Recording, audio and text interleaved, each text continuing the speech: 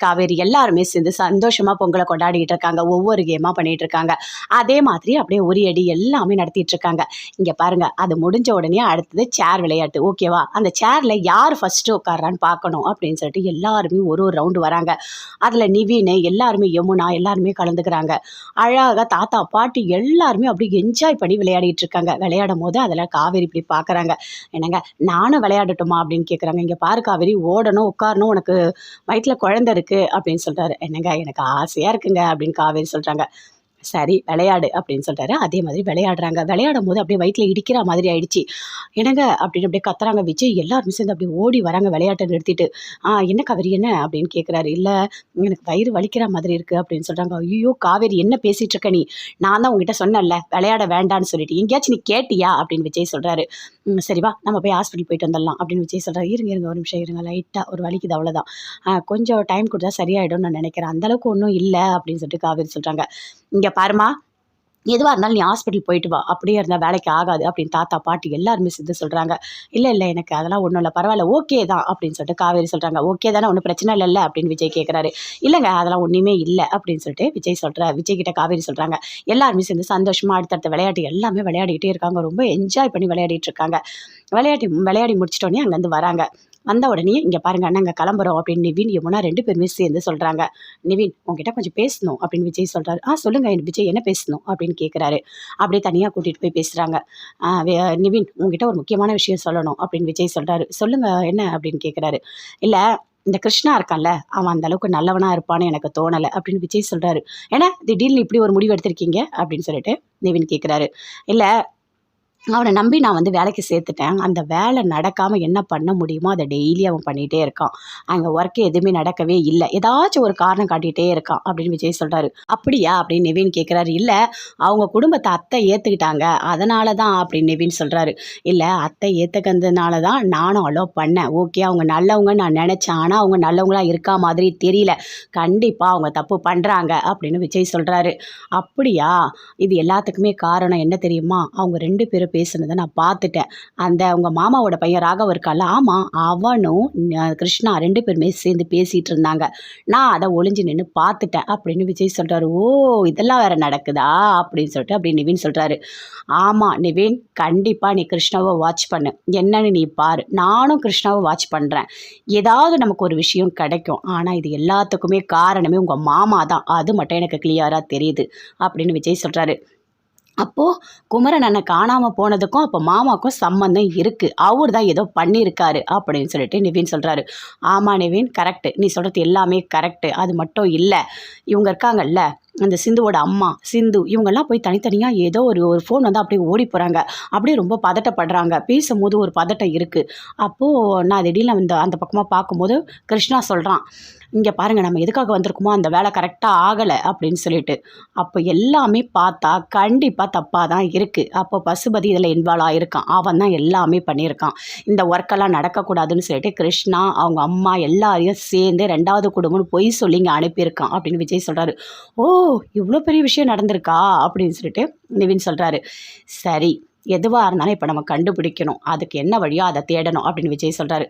Bro, கண்டிப்பாக கண்டுபிடிச்சிடலாம், நீங்கள் கவலையே படாதீங்க அப்படின்னு சொல்கிறாரு. ஆமாம், கண்டிப்பாக கண்டுபிடிச்சி தான் ஆகணும், வேறு வழியே கிடையாது அப்படின்னு விஜய் சொல்கிறாரு. நான் போகிறேன், நான் வீட்டுக்கு போயிட்டு நான் வந்து என்ன பண்ணணும், என்ன ஸ்டெப் எடுக்கணும் எல்லாமே நான் பார்த்துக்கிறேன். அந்த பசுபதியை நான் கண்டுபிடிச்சி அவன் என்ன பிளான் போடுறான் எல்லாமே நான் உங்களுக்கு இன்ஃபார்ம் பண்ணுறேன். இந்த ப்ராப்ளம் எல்லாமே சால்வ் ஆகிடும். இப்போ நமக்கு தெரிஞ்சிடுச்சுல்ல யாரால் நடக்குதுன்னு சொல்லிட்டு, அப்போ இந்த ப்ராப்ளத்தை சால்வ் பண்ணுறது ஈஸி தான் அப்படின்னு சொல்லிட்டு நிவின் சொல்கிறாரு. சரிங்க ப்ரோ, ஓகே, நான் பார்த்துக்கங்க, நான் இது வந்தாலும் நான் பார்த்துக்கிறேன் அப்படின்னு விஜய் நிவின் 2 பேருமே சேர்ந்து பேசிக்கிறாங்க. நான் அக்கா நான் போயிட்டு வரேன் அப்படின்னு சொல்கிறாங்க. அப்படியே அழுதுகிட்டே இருக்காங்க. கங்கா பயங்கரமாக அழுறாங்க. எல்லாரையும் போய் கூட்டிகிட்டு வராங்க. ஏய், நல்லா தானடி இருந்த, பொங்கல் செலிப்ரேஷன் எல்லாம் நல்லா தானே பண்ண, விளையாடிட்டு இருந்த, ஏன்டி இப்படி அழற அப்படின்னு சாரதா எல்லாருமே வந்து கேட்குறாங்க. இல்லைம்மா, எனக்கு ரொம்ப கஷ்டமாக இருக்குது, மாமா என் கூட இல்லாதப்போ எனக்கு ரொம்ப கஷ்டமாக இருக்குமா, அவர் இருக்கும்போது எனக்கு அவரோட அருமை தெரியலம்மா, அவரை ரொம்ப கஷ்டப்படுத்திட்டேன், அவரை வாய்க்கு வந்தபடி பேசிட்டேன் தெரியுமா, எனக்கு எப்படி இருக்குது தெரியுமா, ஆனால் இப்போ எனக்கு ரொம்ப கஷ்டமாக இருக்குமா அப்படின்னு சொல்லிட்டு ரொம்ப கங்கா அப்படியே அழுதுகிட்டே இருக்காங்க. ஏன் அழாதடி, கண்டிப்பாக அவர் வந்துருவார் அப்படின்னு சொல்லிட்டு சாரதா சொல்கிறாங்க. அதுக்குள்ளே விஜயும் வராரு. இங்கே பாருங்கள், நீங்கள் நீங்கள் அழாதீங்க, கண்டிப்பாக குமரன் வந்துருவாரு அப்படின்னு சொல்கிறாரு. அதை கேட்டோன்னே ரொம்ப ஃபீல் பண்ணுறாங்க கங்கா. இல்லை, நீங்கள் எல்லாமே சொல்கிறீங்க, எல்லாருமே என்னோட ஆறுதலுக்கு தானே சொல்கிறீங்க. ஆனால் மாமா வரா மாதிரியே தெரியலையே. நான் ஃபோன் பண்ணாலும் அவர் திருப்பி கூப்பிடலை, மெசேஜ் பண்ணாலும் ரிப்ளை இல்லை. அப்படி இருக்கவே மாட்டார். அவருக்கு என் மேலே ரொம்ப பாசம். நான் தான் அவர் மேலே கோவப்படுவேன், ஆனால் அவர் என் மேலே கோவப்படவே மாட்டார். என் மேலே அவ்வளோ பாசம் வச்சுருக்காரு அவர். ஆனால் அவர் ஃபோன் பண்ணலாம், அவருக்கு ஏதோ நடந்திருக்கு, அவர் அவருக்கு என்ன பிரச்சனைன்னு எனக்கு தெரியல அப்படின்னு சொல்லிட்டு கங்கா அழுதுகிட்டே இருக்காங்க. அங்கேருந்து காவேரி வராங்க, கங்காவோட கையை பிடிச்சிக்கிறாங்க. அக்கா நீ அழாதக்கா, மாமாவுக்கு எதுவுமே இருக்காதுக்கா, மாமா சீக்கிரமாக வந்துருவாருக்கா அப்படின்னு சொல்கிறாங்க. எல்லாருமே என்னோட ஆறுதலுக்கு தான் சொல்கிறீங்க அப்படின்னு கங்கா ரொம்ப ஃபீல் பண்ணுறாங்க. சரி பார்த்துக்கலாம், கண்டிப்பாக நான் என்னென்ன விசாரிக்கிறேன் அப்படின்னு விஜய் சொல்கிறாரு. தனியாக யோசிக்கிறாரு. கண்டிப்பாக குமரன் ப்ரோவை சீக்கிரம் கண்டுபிடிக்கணும், ஏதோ தப்பாக தான் இருக்குது அப்படின்னு சொல்லிட்டு யோசிக்கிறாரு. கிருஷ்ணன் எப்பவும் போல் போயிட்டு ஒர்க் பண்ண போகிறாரு. அப்படியே விஜய் பின்னாடி ஒருத்தவங்களுக்கு ஃபோன் பண்ணி சொல்கிறாரு, நீங்கள் கிருஷ்ணாவை ஃபாலோ பண்ணுங்கள், அவன் என்ன பண்ணுறான் எல்லா டீட்டெயில்ஸும் எனக்கு வேணும் அப்படின்னு சொல்லிட்டு. ஓகே நான் பார்த்துக்கிறேன் அப்படின்னு சொல்லிட்டு ஃபோனை வைக்கிறாங்க. கிருஷ்ணா போகிறாரு எப்பவும் போல் ஒர்க் பண்ணுறதுக்கு. அங்கே போயிட்டு மெட்டீரியல்ஸ் எல்லாமே வருதான்னு ஃபோன் பண்ணி கேட்குறாரு. இங்கே பாருங்கள், மெட்டீரியல் எல்லாமே வந்தால் கூட இங்கே அனுப்பக்கூடாது, வேறு எங்கேயாவது அனுப்புங்க அப்படின்னு கிருஷ்ணா சொல்கிறாரு. அது எல்லாமே கூட இருக்கவங்க நோட் பண்ணிக்கிறாங்க. வேலை நடக்காமல் எல்லாமே பார்த்துக்கிறாரு. அங்கேருந்து அவங்க ஃபோன் பண்ணுறாங்க. விஜய் அட்டன் பண்ணி பேசுகிறாரு. என்ன கிருஷ்ணா ஏதாவது பண்ணானா அப்படின்னு விஜய் கேட்குறாரு. ஆமாம், அவன் என்ன பண்ணுறான் தெரியுமா, மெட்டீரியல் எல்லாமே அனுப்புகிறேன்னு சொல்கிறாங்க, அதெல்லாம் இங்கே அனுப்பக்கூடாது, வேறு எங்கேயாவது அனுப்புங்க அப்படின்னு சொல்கிறான். அவன் தான் வேலை நடக்காமல் பார்த்துக்கிறான் அப்படின்னு சொல்கிறாரு. அதை கேட்டோன்னே விஜய் அப்படி ஷாக் ஆகுறாரு. ஓ, அவன் தான் எல்லாம் பண்ணுறானா, ஓகே ஓகே சரி நான் பார்த்துக்கிறேன் அப்படின்னு விஜய் ஃபோனை கட் பண்ணுறாரு. அதுக்குள்ளே காவேரி வராங்க. வந்தவொடனே என்ன விஜய் ஒரு மாதிரி டென்ஷனாக இருக்கீங்க அப்படின்னு கேட்குறாங்க. இல்லை, இந்த கிருஷ்ணா வேணும்னே பிளான் பண்ணி எல்லாமே பண்ணிகிட்டு இருக்கான் அப்படின்னு விஜய் சொல்கிறாரு. அதை கேட்டோன்னே காவேரி அப்படி ஷாக் ஆகுறாங்க. நான் தான் உங்ககிட்ட ஏற்கனவே சொன்னேன்ல, அவன் தான் வேலை நடக்காமல் பார்த்துக்கிறான், ஏதோ தப்பாக இருக்குது அப்படின்னு காவேரி சொல்கிறாங்க. தப்பாலாம் இல்லை காவேரி, அவன் தப்பானவன் தான். அவன் பிளான் போட்டு தான் உள்ளே வந்திருக்கான், இந்த வேலையை கெடுக்கணும், எதுவுமே நடக்கக்கூடாது, கரெக்டான டைமுக்கு ப்ராஜெக்ட் கொடுக்கக்கூடாதுன்னு அவன் பக்காவாக பிளான் பண்ணிகிட்டு இருக்கான் அப்படின்னு விஜய் சொல்கிறாரு. அதை கேட்டோன்னே காவேரி இப்படி ஷாக் ஆகுறாங்க. இங்கே பாருங்கள், அவன் பிளான் எதுவுமே நடக்கவே கூடாது, கண்டிப்பாக நீங்கள் தான் பார்த்துக்கணும் அப்படின்னு காவேரி சொல்கிறாங்க. நான் பார்த்துக்கிறேன் காவேரி அப்படின்னு அந்த மெட்டீரியல் அனுப்புகிறவங்களுக்கு ஃபோன் பண்ணுறாரு. இங்கே பாருங்கள், மெட்டீரியல் எல்லாமே இப்போது இன்னும் 1 ஹவரில் வரணும் அப்படின்னு விஜய் சொல்கிறார். ஓகே சார் நாங்கள் அனுப்பிடுறோம் அப்படின்னு சொல்கிறாங்க. மெட்டீரியல் எல்லாமே இறங்குது. அதை பார்த்துட்டு கிருஷ்ணா அப்படி ஷாக் ஆகுறாரு. ஐயோ என்ன இது, மெட்டீரியல்லாம் வந்திருக்கு, நாம தான் வரக்கூடாதுன்னு சொன்னமே அப்படின்னு சொல்லிட்டு கரெக்டாக அந்த இடத்துக்கு விஜய் வராரு. வந்த உடனே மெட்டீரியல் எல்லாமே இறக்குங்க, ஒர்க் எல்லாமே ஸ்டார்ட் பண்ணுங்க அப்படின்னு விஜய் சொல்கிறாரு. அதை கேட்டோன்னே கிருஷ்ணா அப்படியே பார்க்குறாரு. என்ன கிருஷ்ணா, மெட்டீரியல்லாம் வந்துடுச்சா, வேலையை பாருங்க அப்படின்னு சொல்கிறாரு. இல்லை நான் ஃபோன் பண்ணி கேட்டேன், மெட்டீரியல்லாம் இல்லை, லேட் ஆகும்னு சொன்னாங்க அப்படின்னு கிருஷ்ணா சொன்னார். அப்படியா, ஓகே ஓகே அதே இடத்துக்கு நான் ஃபோன் பண்ணி சொன்னேன், சீக்கிரமாக வர சொல்லிட்டேன், ஏன்னா ஒர்க் நிற்கக்கூடாதுல்ல அப்படின்னு விஜய் சொல்கிறாரு. கிருஷ்ணா நீங்கள் என் கூட வாங்க அப்படின்னு கூப்பிட்றாரு. என்ன இங்கே ஒர்க் போயிட்டுருக்குல்ல, நான் இருக்கணும்ல அப்படின்னு கிருஷ்ணா சொல்கிறார். இல்லை இந்த ஒர்க்குக்கு வேறு ஆள் நான் அப்பாயின்மெண்ட் பண்ணிட்டேன், நீங்கள் என் கூட வாங்க, என் கூட இருங்க அப்படின்னு விஜய் சொல்கிறாரு. என்ன திடீர்னு என்ன உங்கள் கூட கூப்பிடுறீங்க அப்படின்னு கிருஷ்ணா சொல்கிறாரு.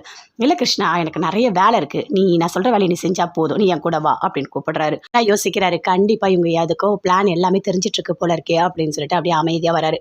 இங்கே பாரு கிருஷ்ணா, எனக்கு நீ பிஏவா இருந்தால் போதும், நான் என்ன சொல்கிறேனோ அதை மட்டும் நீ பண்ணால் போதும், அந்த ஒர்க்குக்கு எல்லாத்துக்குமே ஆள் நான் பார்த்துக்கிறேன் அப்படின்னு விஜய் சொல்கிறாரு. என்ன திடீர்னு இப்படி ஒரு முடிவு எடுத்திருக்கீங்க அப்படின்னு கிருஷ்ணா கேட்குறாரு. இல்லை அதெல்லாம் காரணம் இருக்குது, எனக்கு நிறைய ஒர்க் இருக்குது, என்னால் பார்க்க முடியல, எனக்கு ஒரு பிஏ வேணும், ஆனால் நம்பிக்கையானவங்களாக வேணும், அதனால தான் நான் ஒன்றை வச்சுருக்கேன் அப்படின்னு சொல்கிறாரு. அதை கேட்டோன்னே கிருஷ்ணா மனசுக்குள்ளே யோசிக்கிறாரு. இல்லை கண்டிப்பாக ஏதோ தப்பு நடந்திருக்கு அப்படின்னு சொல்லிட்டு யோசிக்கிறாரு. இங்கே பாரு கிருஷ்ணா, நான் சொல்கிற வேலையெல்லாம் நீ பண்ணிவிடு அப்படின்னு சொல்லிட்டு வேலை எல்லாமே கொடுக்குறாரு. அது எல்லாமே அப்படியே போகிறாரு. சரிங்க நான் பண்ணிடுறேன் அப்படின்னு சொல்லிட்டு. அப்போ காவேரி கேட்குறாங்க, என்ன திடீர்னு கிருஷ்ணாவை நீங்கள் பிஏவா நீங்கள் இந்த மாதிரி சொல்லியிருக்கீங்க அப்படின்னு சொல்லிட்டு. இங்கே பாரு காவேரி, அது எல்லாத்துக்கும் ஒரு காரணம் இருக்குது, இவனை வெளியே விடக்கூடாது, இனிமேல் நம்ம கண்ட்ரோல்லேயே அவனை வச்சுக்கணும், நம்ம பார்வையிலேயே அவன் இருக்கணும், நம்ம என்ன வேலை சொல்கிறோமோ அதை அவன் செய்யணும் அப்படின்னு விஜய் சொல்கிறாரு. நீங்கள் சொல்கிறது ஒரு வகையில் கரெக்டு தான், கிருஷ்ணாவை வெளியே விட்டால் கண்டிப்பாக வேலை நடக்கவே நடக்காது, அவன் எல்லா வகையிலும் அந்த வேலையை நிறுத்தத்துக்கு என்ன பண்ண முடியுமோ அது எல்லாமே பண்ணிகிட்டு இருக்கான். ஒரு பில்டிங் நின்னா கூட கண்டிப்பாக நம்மளால் அந்த டைமுக்கு வீடை கொடுக்க முடியாது, எல்லாருக்கிட்டையும் கெட்ட பேர் தான் வரும் அப்படின்னு காவேரி சொல்கிறாங்க. ஆமாம் காவேரி, நீ சொல்கிறது எல்லாமே கரெக்டு தான், அதனால தான் நான் இப்படி ஒரு முடிவு எடுத்திருக்கேன் அப்படின்னு விஜய் சொல்கிறாரு. சூப்பருங்க சூப்பர், நீங்கள் எடுத்து வைக்கிற ஒரு ஸ்டெப்பும் சூப்பராக இருக்குது, கரெக்டாக இருக்குது, இதே மாதிரி போனால் கண்டிப்பாக நாம் இந்த பில்டிங் ஒர்க் எல்லாமே நம்ம முடிச்சிடலாம் அப்படின்னு காவேரி சொல்கிறாங்க. எல்லாத்துக்குமே காரணமே நீ தாண்டி, என் பொண்டாடி கூட இருக்கும்போது எனக்கு புது புது ஐடியாலாம் தோடிக்கிட்டே இருக்கும் அப்படின்னு விஜய் சொல்கிறாரு. என்னங்க அப்படின்னு சொல்லிட்டு அப்படி காவேரி சிரிக்கிறாங்க. ஆமாம் காவேரி, நீ ஜூஸ் குடிச்சியா, டைம் ஆகிடுச்சி அப்படின்னு விஜய் கேட்குறாரு. அதெல்லாம் ஏற்கனவே குடிச்சிட்டேங்க அப்படின்னு காவேரி சொல்கிறாங்க. சூப்பர், கரெக்டாக குடிச்சிடணும் சரியா, வயிற்றுல இருக்க பாப்பா நல்லா இருக்கணும், அதுதான் நமக்கு முக்கியம், வேறு எதுவுமே முக்கியம் இல்லை அப்படின்னு விஜய் சொல்கிறாரு. அதெல்லாம் கண்டிப்பாக நான் நல்லா பார்த்துக்கிறேங்க, நீங்கள் கவலைப்படாதீங்க அப்படின்னு காவேரி சொல்கிறாங்க. சரி, நான் போய் இன்னொரு சைட் இருக்காங்க, போய் பார்த்துட்டு ஒர்க் எப்படி போயிட்டுருக்கு என்ன எது எல்லாமே நான் பார்த்துட்டு வரேன், சரியா நான் போயிட்டு வரேன் அப்படின்னு விஜய் அங்கேருந்து கிளம்புறாரு. காவேரி அங்கே இருக்க ஒர்க் எல்லாமே பார்த்துட்ருக்காங்க. அப்படியே கங்கா அழுதுகிட்டே இருக்காங்க. சாரதா வராங்க. ஏதாவது சாப்பிட்றீ அப்படின்னு சொல்லிட்டு. அம்மா எனக்கு எதுவுமே வேணாம்மா, எனக்கு அவர் ஞாபகமாகவே இருக்கா, அவர் கண்டிப்பாக வரணும், அவர் வந்தால் தான் சாப்பிடுவேன் அப்படின்னு கங்கா சொல்கிறாங்க. ஏய், வயிற்றில் குழந்தைய வச்சிருக்கா, அவர் வெளியூர் போயிருக்காரு, வந்தால் தான் சாப்பிடுவேன்னு சொல்கிறேன், ஏதாவது யோசிச்சு தான் பேசுறியா அப்படின்னு அப்படி சாரதா கத்துறாங்க.